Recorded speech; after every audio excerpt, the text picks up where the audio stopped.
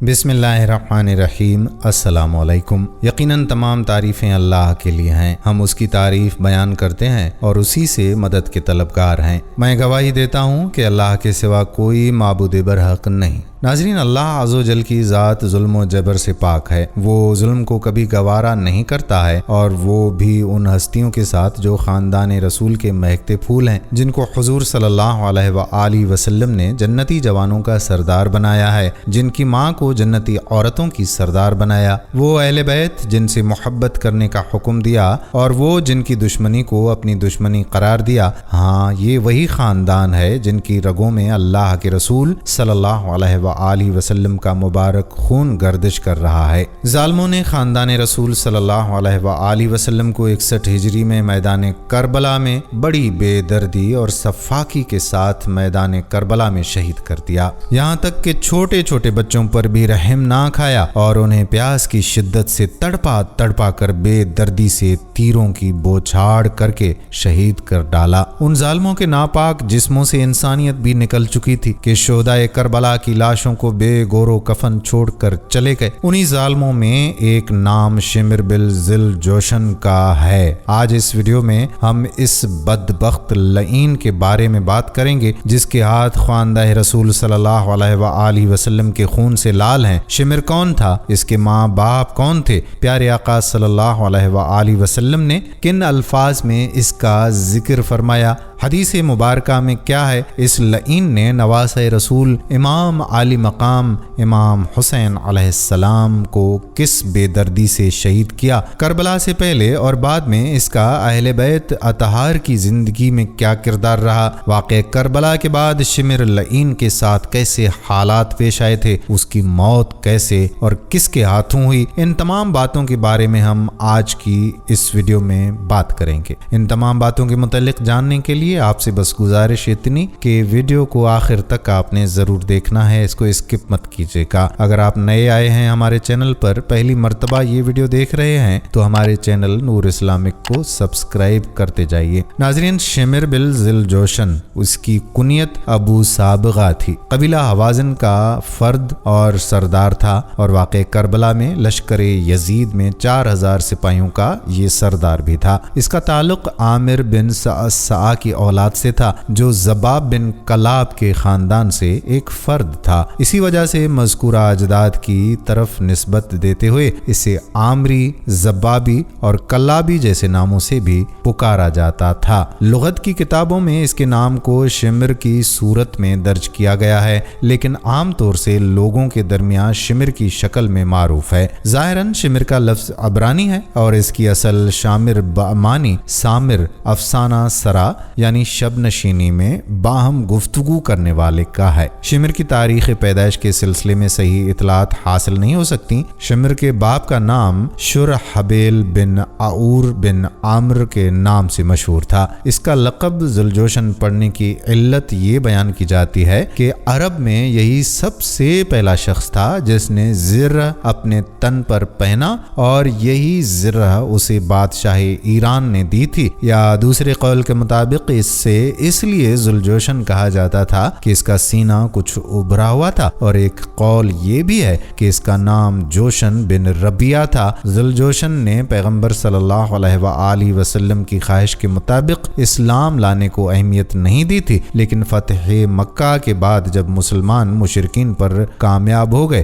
تو اسلام لے کر آیا۔ شمر کی ماں کو برائی سے یاد کیا جاتا ہے، یہاں تک کہا جاتا ہے کہ بھیڑوں کو ادھر ادھر لاتے لے جاتے چراتے ہوئے گناہ سے آلودہ ہو گئی، اور شمر اسی غیر مشروع طریقے سے ہی اس دنیا میں آیا۔ امام عالی مقام امام حسین علیہ السلام نے بھی واقع کربلا میں شمر کو بکری چرانے والی کے بیٹے کے نام سے خطاب کیا۔ شمر بن ذل جوشن ابتدا میں تو امیر المومنین حضرت علی علیہ السلام کا طرفدار تھا۔ اس نے جنگ صفین میں علی علیہ السلام کی مدد کی تھی، اور ادہم بن محرز باہلی یعنی شامی سپاہی کے ساتھ لڑائی میں اس کا چہرہ شدت سے مجروح ہوا تھا، لیکن بعد میں مولا علی علیہ السلام کی طرف سے منہ پھیر لیا اور علی علیہ السلام اور آپ کے خاندان کا کینہ اپنے دل میں پروان چڑھا کر دشمن ہی بن گیا۔ شمر نے حجر بن عدی جو پیغمبر صلی اللہ علیہ وآلہ وسلم کے صحابی اور مولا علی علیہ السلام کے خاص انصار تھے، ان کی گرفتاری کے وقت جو سن 51 ہجری میں عمل میں آئی تو یہی شمر ان لوگوں میں سے تھا جس نے زیاد بن ابیہ یا سمیہ کے پاس جھوٹی گواہی دی تھی کہ حجر مرتد ہو گیا ہے اور شہر کو آشوب کی طرف لے جا رہے ہیں۔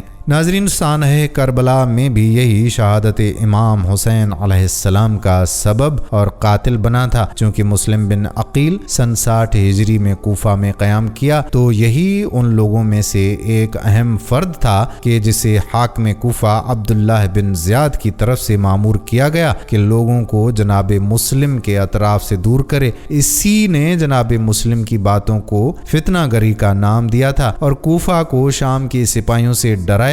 جب امام حسین علیہ السلام کربلا پہنچے تو سعد کے بیٹے عمر جو کوفہ کے لشکر کا کمانڈر تھا، جو جنگ و خون سے بچنے کا ارادہ رکھتا تھا اور مساصلت آمیز حل کی راہ پر چل رہا تھا، لیکن شمر کو ایسا لگا کہ ابن زیاد بھی ابن سعد کے ارادے کے موافق ہے، لہٰذا اس نے امام کے ساتھ جنگ کے لیے ابھارا۔ شمر قبیلہ کی روایت اور جاہلیت کی رشتہ داری کی حفاظت کی خاطر یہاں تک کہ ام البنین کے فرزندوں ابو الفضل عباس نیز ان کے 3 دیگر بھائیوں کی مادر گرامی کے قبیلہ سے تعلق رکھتا تھا۔ اسی بنا پر شمر نے ابن زیاد سے جناب عباس اور ان کے دیگر بھائیوں کے لیے امان نامہ حاصل کیا، لیکن اولاد ام البنین نے ہرگز اسے قبول نہیں کیا تھا، بلکہ اس پر اس کے امان نامے پر لعنت بھیجا تھا اور امام کے پہلو میں ہی مدد و نصرت کرتے ہوئے اپنی جان قربان کر دی۔ روایات میں آیا ہے کہ عبید اللہ اور اس کے کارندے اس بات سے آگاہ تھے کہ جب تک حضرت عباس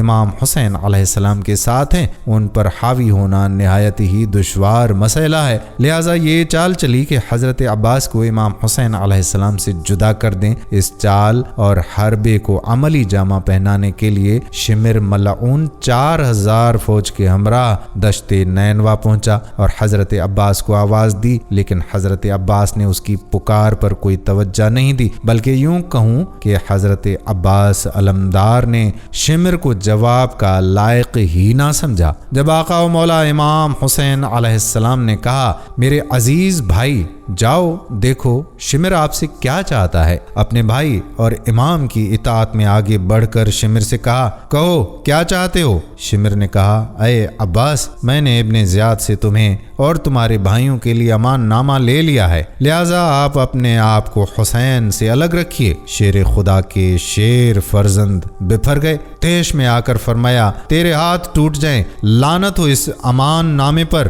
اور اس پر جس سے یہ امان نامہ لے کر آئے ہو۔ اے دشمن خدا، کیا تو ہمیں یہ امر کر رہا ہے کہ ہم اپنے بھائی اور مولا اور فاطمہ علیہما السلام کے لخت جگر کو تنہا چھوڑ کر اور لعنت شدگان کے فرزندوں کی اطاعت کے زمرے میں داخل ہو جائیں؟ عجیب بات ہے، آیا ہمیں امان دے رہے ہو لیکن فرزند رسول خدا صلی اللہ علیہ وآلہ وسلم کے لیے کوئی امان نہیں؟ عاشورہ کے دن شمر ابن سعد کے لشکر میں بائیں بازو کی فوج کی سرداری کا عہدہ اپنے ذمے لیے ہوئے تھا۔ جب عبداللہ بن عمیر کلبی شہادت کو پہنچے تو اسی شمر نے اپنے غلام رستم کو حکم دیا کہ وہ ایک نیزے سے زوجہ عبداللہ جو ان کے سرحانے تشریف فرما تھیں انہیں قتل کر دے۔ نتیجے میں پہلی خاتون کربلا میں درجہ شہادت کو پہنچی۔ عصر عاشورہ میں اور شہادت امام حسین علیہ السلام سے قبل شمر نے ارادہ کیا کہ جس خیام کے اندر امام کا ساز و سامان اور حضرت صلی اللہ علیہ وآلہ وسلم کے اہل حرم تھے انہی خیمے پر حملہ آور ہو کر انہیں تاراج کر دے، لیکن امام نے اسے اس کام سے سختی سے روکا اور شمر واپس پلٹ گیا تھا۔ شمر نے تیر اندازوں کو حکم دیا کہ وہ لوگ امام کے بدن مبارک کو نشانہ بنائیں۔ پھر اس کے فرمان کے مطابق تمام سپاہیوں نے امام علیہ السلام کی طرف حملہ کیا اور ان لوگوں میں سے سنان بن انس اور زرعہ بن شریک نے امام پر آخری ضربات وارد کی تھیں۔ بعض روایات میں نقل ہوا ہے کہ شمر امام علی مقام کے سینہ مبارک پر بیٹھا تھا اور حضرت کا سر مبارک بس بدن سے جدا کیا تھا۔ قبیلہ حوازن کے سردار شمر کی رہبری میں کربلا کے 20 سرہائے شہداء لے کر کوفہ کی طرف گیا تھا اور ابن طاؤس کے نقل کے مطابق 12 سر مبارک شہداء کربلا لے کر ابن زیاد کے پاس گیا تھا۔ کہا جاتا ہے کہ عمر بن سعد کے آگے آگے شہداء کربلا کے سروں کو لے جاتا تھا۔ سن 66 ہجری میں مختار ثقفی کے قیام کے وقت شمر نے ان کے خلاف جنگ میں شرکت کی، لیکن مختار نے بھی اسے اور دیگر اموی امراء کو، جو کہ کوفہ کا ایک محلہ تھا جبانۃ الصبیع، اس کی جنگ میں شکست دی اور شمر کو کوفہ کے علاقے کی طرف بھاگنے پر مجبور ہونا پڑا۔ مختار نے پھر سے ایک گروہ کو اپنے غلام زربی کے ساتھ اس کے پیچھے بھیجا تو شمر نے بھی مختار کے غلام کو قتل کر دیا اور ساتیدمان نامی قریہ کی طرف بھاگا اور پھر وہاں سے شوش اور سمیرہ نامی گاؤں کے درمیان کلتانیہ نامی قریہ کی طرف بھاگا اور ایک خط مصعب زبیر کے لیے بھیجا کہ جو مختار کے ساتھ جنگ کے لیے آمادہ تھا، لیکن مختار کے بعض سپاہیوں نے شمر کا محاصرہ کیا اور ایسے حالات میں بھی اس کے ساتھی فرار ہو گئے تھے، نیز اسے واصل جہنم کیا اور اس کا سر مختار کے پاس بھیج دیا اور اس کے منحوس بدن کو کتوں کے سامنے ڈال دیا گیا۔ ادھر مختار نے بھی شمر کے سر کو محمد بن حنیفہ کی خدمت میں روانہ کر دیا۔ ناظرین، امام علی مقام امام حسین علیہ السلام نے روز عاشور شمر سے کہا کہ رسول خدا صلی اللہ علیہ وآلہ وسلم نے سچ فرمایا کہ گویا مجھے سفید اور سیاہ کتا نظر آ رہا ہے کہ میری اہل بیت کا خون پی رہا ہے۔ شمر ابتدا میں تو امام علی علیہ السلام کے انصار میں سے تھا، لیکن بعد میں امام علی علیہ السلام اور اہل بیت کے کینہ پروری کر کے دشمنوں کے زمرے میں شامل ہو گیا تھا۔ شمر کا کردار سن 61 ہجری قمری کے واقع کربلا میں جب امام علی علیہ السلام کے فرزند امام حسین علیہ السلام عراق کی طرف روانہ ہوئے تھے تو شمر حضرت کے اس کی رودات کو دقت نظر ساتھ تحقیقی اور جستجو میں لگا ہوا تھا۔ اس تاریخی واقع فاجعہ میں ذوالجوشن کے بیٹے شمر کا بنیادی کردار اور نقش چند مقامات پر نظر آتا ہے۔ ناظرین، آپ کو بتاتے چلیں کہ واقع کربلا کے بعد شمر لعین کے ساتھ کیسے حالات پیش آئے تھے۔ تو ناظرین، شمر من جملہ ان افراد میں سے تھا جسے حاکم کوفہ عبید اللہ بن زیاد کوفہ کے لوگوں کو حسین بن علی علیہ السلام کے سفیر مسلم بن عقیل کے اطراف سے دور کرنے کے لیے دارالامارہ کے اوپر بھیجا تھا۔ جس وقت کوفہ کے لشکر کا کمانڈر عمر بن سعد نے حاکم کوفہ کو ایک خط لکھا کہ حسین بن علی آمادہ ہو گئے ہیں، یا تو واپس چلے جائیں یا اس کی بیعت کر لیں۔ حاکم کوفہ عبید اللہ بن زیاد نے مشورہ دیا کہ اسے قبول کر لینا چاہیے، لیکن جس وقت شمر اس خط کے مضمون سے مطلع ہوا تو فوراً اسے منع کر دیا اور مزید کہا کہ اگر حسین بن علی تمہاری اطاعت نہیں کرتے اور پلٹ جاتے ہیں تو بعد میں اور مزید طاقتور ہو جائیں گے، بس بہتر ہے کہ انہیں چھوڑا نہ جائے کہ وہ پلٹ کر واپس چلے جائیں اور موقع کی تلاش میں رہیں۔ عبید اللہ نے بھی شمر کے مشورے کو قبول کر لیا اور اسے 4000 سپاہیوں کا سردار بنا کر نیز ایک خط اسی کے ہمراہ کربلا میں کوفہ کی فوج کے کمانڈر عمر بن سعد کی طرف روانہ کیا تاکہ امام حسین علیہ السلام سے مطالبہ کرے کہ یا تو بیعت کر کے سر تسلیم خم کر دیں یا پھر جنگ کے لیے تیار ہو جائیں۔ اور اسی خط میں آخری سطر پر بطور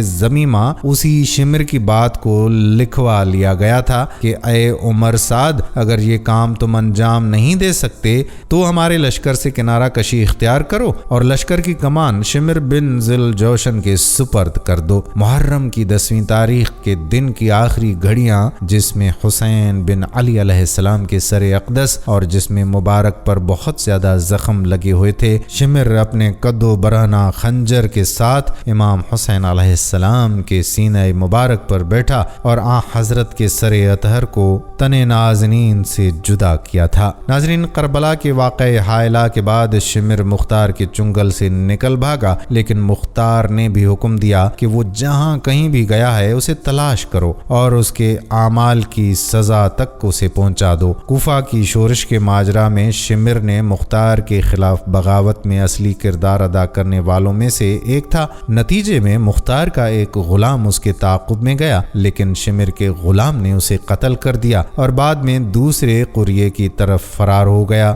اور پھر وہاں بھی کلتانیہ نامی قریہ کی طرف چلا گیا تھا، یہاں تک کہ مختار کے سپاہیوں نے اس کا جا کر محاصرہ کر لیا اور مسلم زبابی جو شمر کے ہی قبیلے سے تعلق رکھتا تھا، وہ کہتا ہے کہ ہم فرار کر کے گئے تھے اور خود اپنے آپ کو بصرہ و کوفہ کے راستے میں ایک مقام 7 میدما نامی قریہ تک پہنچوایا تھا اور اسی کے قریب کلتانیہ نامی ایک چھوٹی سی بستی جو فرات کے ساحل کے اطراف میں قرار رکھتی ہے، ہم اسی کے پاس ایک ٹیلے کے کنارے چھپ گئے کہ ایک دیہاتی نے ہماری مخفی جگہ کی مخبری کر دی۔ رات کی تاریخی تھی کہ مختار کے ماموران نے ہمارا محاصرہ کر لیا۔ شمر کو میں نے دیکھا کہ ایک بہترین لباس پہنا اور اس کے بدن پر سفید داغ کا مرض تھا۔ ہمیں تو یہاں تک کہ اپنے گھوڑوں پر سوار ہونے کی بھی فرصت نہیں ملی، آپس میں سخت مزاحمت کا سامنا کرنا پڑا۔ چند ساعت کے بعد اللہ اکبر کا نعرہ ہم نے سنا اور کسی نے چلا کر کہا، خداوند عالم نے ایک خبیث کو مارا۔ شمر کو گرفتار کیا گیا اور مختار کے پاس لائے۔ مختار نے حکم دیا کہ اس کی گردن اڑا دیں اور اس کے جسد کو ایک کھولتے ہوئے تیل کی دیگ میں ڈال دیں، اور مختار کے ساتھیوں میں سے ایک نے اپنے پیر سے شمر کے سر کو کچلا تھا۔ عبد الرحمن بن عبد کہتا ہے کہ میں نے ہی شمر کو ہلاک کیا تھا۔ مختار کی نگاہ جیسے ہی شمر کے سر بریدہ پر پڑی، سجدہ شکر بجا لا کر اور حکم دیا کہ سر کو نیزے پر بلند کیا جائے اور شہر کی جامع مسجد کے سامنے لوگوں کے درس عبرت کے لیے قرار دیا جائے۔ شمر کے تمام ساتھی فرار ہو گئے تھے، خود اسے ہی اتنی فرصت نہیں مل سکی کہ جنگی لباس پہن سکے۔ خود کو ایک کپڑے میں لپیٹا اور ایک نیزے کے ساتھ مختار کے سپاہیوں کے سامنے کھڑا ہوا تھا، یہاں تک کہ اسے شکست ہوئی۔ ایک اور قول بھی اس سے ملتا جلتا تاریخ میں درج ہے کہ ابو امرہ نے شمر کو گرفتار کیا اور مختار کے پاس لایا۔ مختار ثقفی نے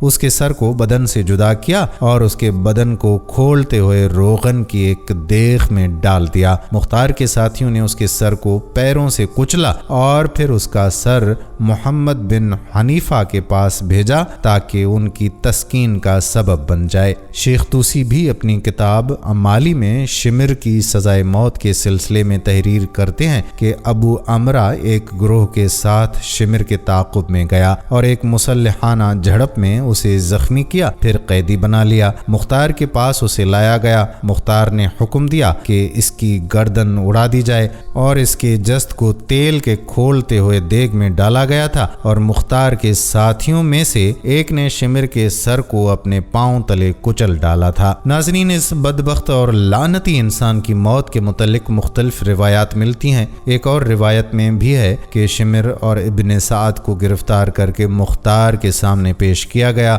مختار نے ان کو دیکھتے ہی پوچھا کہ تم ہی لوگ ہو نا جن کے حکم سے ساقی کوثر کے نواسے اور ان کے جان نثاروں پر پانی بند کیا گیا اور کربلا کے تپتے ہوئے ریگزاروں پر تڑپا تڑپا کر شہید کیا گیا؟ اے شمر، اے ابن سعد، سچ بتانا، اس ناپاک کام کے بدلے میں تم کو کتنی دولت ملی؟ ظالموں، تم کو ذرا سی بھی غیرت نہیں آئی کہ جن کا تم کلمہ پڑھتے ہو انہی کے نواسے پر اتنا ظلم کرتے ہو؟ جلاد، ان کو میرے سامنے تڑپا تڑپا کر ذبح کر دو تاکہ ان کی عبرت ناک موت سے لوگ سبق حاصل کریں۔ ناظرین، نبی کریم صلی اللہ علیہ وآلہ وسلم کے گھر والوں سے محبت تو ایمان کا ایک اہم جز ہے، اگر اس میں کوتاہی ہوئی تو تباہی ہے، اور ان سے بغض رکھنے والوں کا انجام دنیا و آخرت میں تباہی ہی ہے۔ ابو شیخ کی روایت میں آیا ہے کہ کچھ لوگ بیٹھے ذکر کر رہے تھے کہ جس نے امام مظلوم کے قتل میں کچھ اعانت کی کسی نہ کسی بلا میں ضرور مبتلا ہوا۔ ایک بڈھے نے اپنے ناپاک نفس کی نسبت کہا کہ اسے تو کچھ نہ ہوا۔ چراغ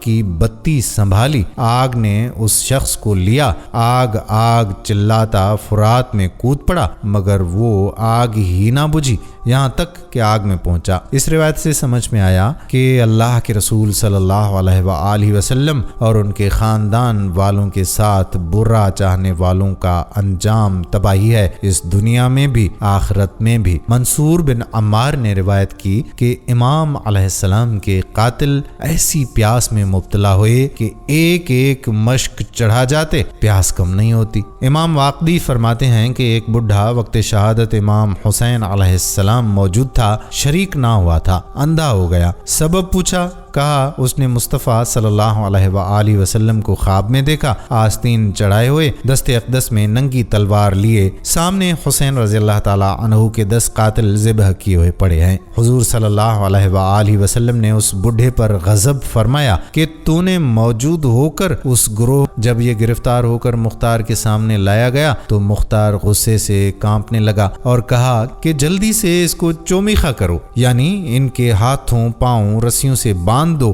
اس کے بعد اس کے ہاتھ پیر کاٹو تاکہ دنیا اس دشمن اہل بیت کا جی بھر کر تماشا دیکھے۔ خولی کو اس ذلت اور رسوائی کے ساتھ قتل کر کے اس کی لاش کو جلا کر خاک کر دیا گیا۔ حرملہ بن کاہل کا انجام بد، یہ وہ بدبخت ہے جس نے حضرت علی اصغر رضی اللہ تعالی عنہ کے حلق پر ایسا تاک تیر مارا تھا کہ وہ آپ کے حلقوق کو چھیدتا ہوا امام علی مقام علیہ السلام کے بازو میں بیوست ہو گیا تھا۔ اس پر یہ عذاب نازل ہوا کہ اس کے پیٹ پر سامنے شدید ترین گرمی محسوس ہوتی تھی اور پیٹھ میں سخت ترین ٹھنڈک محسوس ہوتی تھی، جس سے وہ پریشان ہو جایا کرتا تھا۔ پیٹ کی گرمی سے نجات پانے کے لیے ہمیشہ پنکھا جھلتا رہتا اور پیٹھ کی تکلیف سے چھٹکارا پانے کے لیے آگ جلاتا۔ کچھ دن بعد پیاس کی اتنی شدت بڑھ گئی کہ ہمیشہ پانی پیتا رہا لیکن پیاس تھی کہ نہ بجھی۔ انہی مشکلات میں وادی جہنم پہنچ گیا۔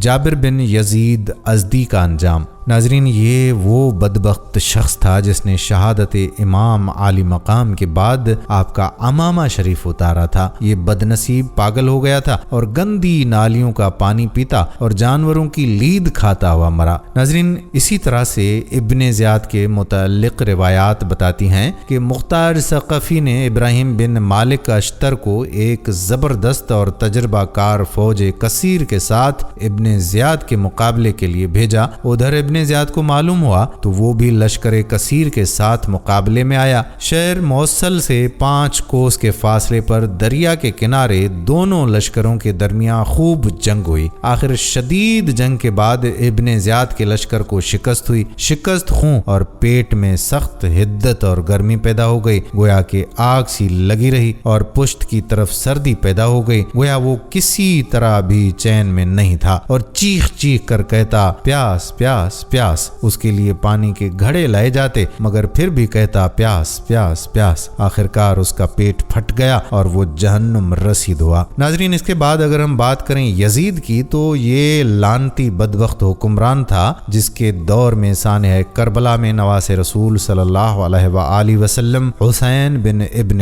علی علیہ السلام شہید کیے گئے۔ حسین بن علی کا سر یزید کے دربار میں لے جایا گیا کیونکہ اسی نے ان کی شہادت کا حکم دیا تھا اور عبداللہ ابن زیاد کو خصوصی طور پر یہ ذمہ داری دی تھی۔ اور جب حسین بن علی علیہ السلام کا سر اقدس اس کے سامنے آیا تو اس نے خوشی کا اظہار کیا اور ان کے اہل خانہ کو قید میں رکھا۔ اسی دوران میں عبداللہ ابن حنظلہ کی تحریک کو کچلنے کے لیے مدینہ میں قتل عام ہوا اور عبداللہ ابن زبیر کے خلاف لڑائی میں خانہ کعبہ پر سنگ باری کی گئی۔ یزید نے امیر معاویہ کی وفات کے بعد 30 برس کی عمر میں رجب 60 ہجری میں مسند خلافت سنبھالی۔ ناظرین آپ کو یہاں پر بتاتے چلیں کہ یزید پر الزامات ہیں کہ اس نے والی ملک ہو کر زمین میں فساد پھیلایا۔ ناظرین آپ کو بتاتے چلیں کہ یزید نے والی ملک ہو کر زمین میں فساد پھیلایا، حرمین طیبین اور خود کعبہ معظمہ اور روضہ طیبہ کی سخت بے حرمتیاں کی، مسجد کریم میں گھوڑے باندھے، ان کی لید اور پیشاب منبر اطہر پر پڑے۔ 3 دن مسجد نبوی صلی اللہ علیہ وآلہ وسلم بے آذان و نماز رہی۔ مکہ اور مدینہ و حجاز میں ہزاروں صحابہ و تابعین بے گناہ شہید کیے گئے، کعبہ معظمہ پر پتھر پھینکے گئے، غلاف شریف جلایا گیا۔ مدینہ طیبہ کی پاک دامن پارسائیں 3 شبانہ روز اپنے خبیث لشکر پر حلال کر دیں۔ رسول صلی اللہ علیہ وآلہ وسلم کے جگر پارے کو 3 دن بے آب و دانہ رکھ کر پیاسا ذبح کیا گیا۔ مصطفیٰ صلی اللہ علیہ وآلہ وسلم کے گود کے پالے ہوئے تن نازنین پر شہادت کے بعد گھوڑے دوڑائے گئے، یہاں تک کہ تمام مستخوان مبارک چور ہو گئے۔ سر انور جو کہ محمد صلی اللہ علیہ وآلہ وسلم کا بوسہ گاہ تھا، کاٹ کر نیزے پر چڑھایا اور منزلوں پھرایا۔ اہل بیت قید کیے گئے اور بے حرمتی کے ساتھ اس خبیث کے دربار میں لائے گئے۔ اس سے بڑھ کر قطع رحم اور زمین میں فساد بھلا کیا ہوگا، اور اس سے بڑا ظلم اور فسق و فجور کیا ہوگا، اور یہی وجہ تھی کہ اس کا انجام ایسا عبرتناک ہوا کہ دنیا نے اس کا تماشا کیا، اور اس کا انجام تا قیامت لوگوں کے لیے نشانہ عبرت بن کر رہ گیا۔ حجت الاسلام امام غزالی رحمت اللہ علیہ کا یزید کے متعلق فتویٰ ملاحظہ فرمائیں۔ فرماتے ہیں کہ اگر کوئی پوچھے کہ امام حسین علیہ السلام کے قاتل اور آپ کے قتل کا حکم دینے والے پر اللہ تعالیٰ کی لعنت ہو، کہنا جائز ہے۔ ہم کہتے ہیں کہ حق بات یہ ہے کہ یوں کہا جائے کہ آپ علیہ السلام کا قاتل اگر توبہ کر کے مرا ہے تو اس پر خدا کی لعنت نہ ہو، کیونکہ یہ ایک احتمال ہے کہ شاید اس نے توبہ کر لی ہو۔ ناظرین اگر غور کریں امام غزالی رحمت اللہ علیہ کے فتوے سے یہ باتیں ثابت ہوتی ہیں۔ پہلی بات یہ ثابت ہوتی ہے کہ حضرت امام حسین علیہ السلام کا قتل ناحق تھا، لہٰذا ثابت ہوا کہ ناحق قتل کرنے والے یزید اور یزیدی ظالم اور قاتل تھے، ورنہ قاتل پر خدا کی لعنت جائز نہ ہوتی۔ دوسری طرف یہ ثابت ہوتی ہے بات کہ توبہ کی قید لگانا امام غزالی رحمت اللہ علیہ کے کمال تقوی کی دلیل ہے۔ تیسری بات یہ ہے کہ یزید اور قاتلان حسین علیہ السلام کی توبہ کہیں سے بھی ثابت نہیں ہوتی، لہٰذا امام غزالی کے فتوے کے مطابق امام حسین علیہ السلام کے قاتل اور آپ کے قتل کا حکم دینے والے پر اللہ تعالیٰ کی لعنت اور تمام لعنت کرنے والوں کی لعنت تا قیامت برستی رہے گی۔ ناظرین اگر بات کریں یزید کی عبرتناک موت کی تو یاد رہے کہ اس کی لعنتی کی موت کے بارے میں مختلف روایات ہیں، جن میں سے مشہور روایت آپ کو بتاتے چلیں جس میں اس کی موت کا نقشہ کھینچا گیا ہے۔ تاریخ گواہ ہے کہ کربلا کے کچھ ہی دنوں کے بعد یزید ایک ہلاکت خیز اور انتہائی موذی مرض میں مبتلا ہوا۔ پیٹ کے درد اور آنتوں کے زخموں کی تکلیف سے ماہی بے آب کی طرح تڑپتا رہتا تھا، یعنی جس طرح مچھلی پانی کے بغیر تڑپتی ہے اسی طرح سے یہ تڑپتا تھا۔ حمص میں جب اسے اپنی موت کا یقین ہو گیا تو اپنے بڑے لڑکے معاویہ بن یزید کو بستر مرگ پر بلایا اور امور سلطنت کے بارے میں کچھ کہنا ہی چاہتا تھا کہ بے ساختہ بیٹے کے منہ سے چیخ نکلی اور نہایت ذلت و حقارت کے ساتھ یہ کہتے ہوئے باپ کی پیشکش کو ٹھکرا دیا کہ جس تاج و تخت پر آل رسول صلی اللہ علیہ وآلہ وسلم کے خون کے دھبے ہیں میں اسے ہرگز قبول نہیں کر سکتا۔ خدا اس منحوس سلطنت کی وراثت سے مجھے محروم رکھے جس کی بنیادیں نواس رسول کے خون پر رکھی گئی ہیں۔ ناظرین یاد رکھیں کہ اللہ تعالیٰ ظالموں کو ایسی ہی سزا دیا کرتا ہے اور ظلم کرنے والوں کا انجام ہمیشہ سے عبرتناک ہوا کرتا ہے۔ کربلا کے میدان میں جو ظلم خاندان رسول صلی اللہ علیہ وآلہ وسلم کے ساتھ کیا گیا اس کی مثال تاریخ میں بہت مشکل سے ملتی ہے، اور ان ظالموں کا انجام بھی پھر ایسا ہی عبرتناک ہوا۔ قاتلین شہدائے کربلا کے یہ واقعات تو ذلت اور رسوائی کی ایک مثال ہیں جو دنیا میں ہی ان کو ملی، ابھی آخرت کا نہ ختم ہونے والا دردناک عذاب تو باقی ہے۔ ایسے حالات میں ہمیں چاہیے کہ ہم اپنے گھر والوں اور بچوں کے اندر محبت رسول اور محبت اہل بیت پیدا کریں، ان کا ذکر خیر کرتے رہیں تاکہ ہماری نسلیں محبت رسول میں آباد رہیں۔ اسی میں دنیا و آخرت کی کامیابی ہے۔ اللہ پاک ہمیں اور ہماری آنے والی نسلوں کو اہل بیت اطہار کی محبت اور ادب عطا کرے، آمین۔ ناظرین، یہ تھی ہماری آج کی ویڈیو۔ ہم امید کرتے ہیں کہ آپ کو ویڈیو پسند آئی ہوگی۔ اسی سلسلے کو ہم انشاءاللہ جاری رکھیں گے اور مزید ویڈیوز آپ کی خدمت میں پیش کی جائیں گی، لہٰذا آپ ہمارے چینل کو سبسکرائب ضرور کر لیں اور بیل کے بٹن کو بھی پریس کر لیں، اور پنجتن پاک سے اہل بیت سے محبت کرنے والے حضرات اس ویڈیو کو زیادہ سے زیادہ شیئر کریں۔ آنے والی ویڈیو تک اجازت دیجیے، فی امان اللہ۔ السلام علیکم ورحمۃ اللہ وبرکاتہ۔